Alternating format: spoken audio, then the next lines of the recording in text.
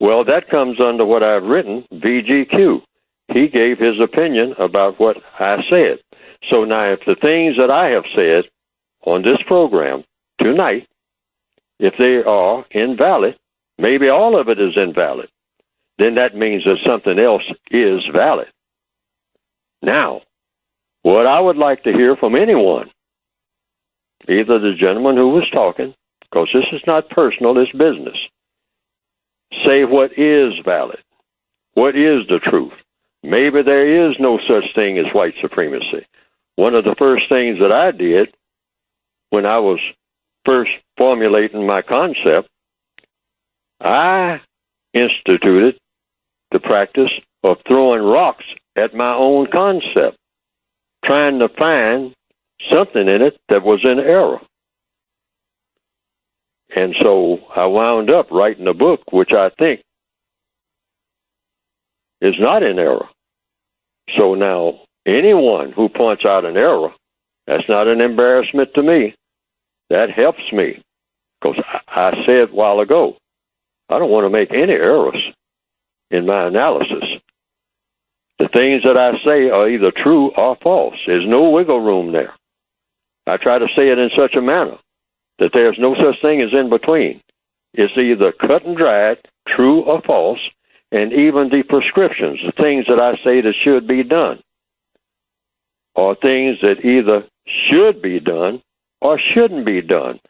I try not to leave anything in between, because if you got something in between, that makes confusion. And the white supremacists feed off of any kind of confusion. That's the one thing I'm definitely trying to eliminate.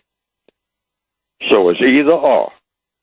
So if anyone goes, in the listening audience, goes through any sentence that I said, they said, well, now, Fuller, I heard what you said. Now, 80% of what you said is untrue, or 20%, or all of it, or some of it, or half of it. I just want to know, where were the untruths more than anything? Forget about the truths that I may have said. I want to know where the untruths were, or even the suggestions that I made, the few that I've made so far, about what to do about things, and I haven't made but a few, if any.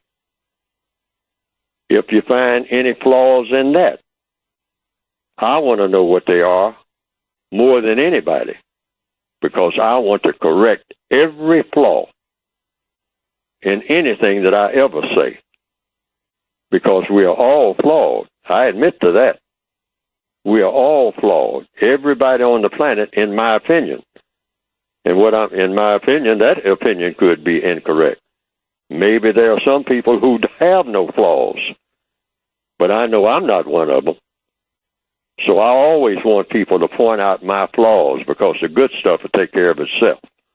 That's logical. It's not personal. It's business. If I can correct all of my flaws, I will be flawless. So I want people to help me to correct anything that I say on this program, any other program. I don't care how bombastic I might be in saying what I have to say, and I've been what most people would call bombastic on this program this evening. But just because my manner of talking sounds like it's coming down a little rough, that doesn't mean anything. What does mean something is whether I'm telling the truth or whether I'm making something up. I could be.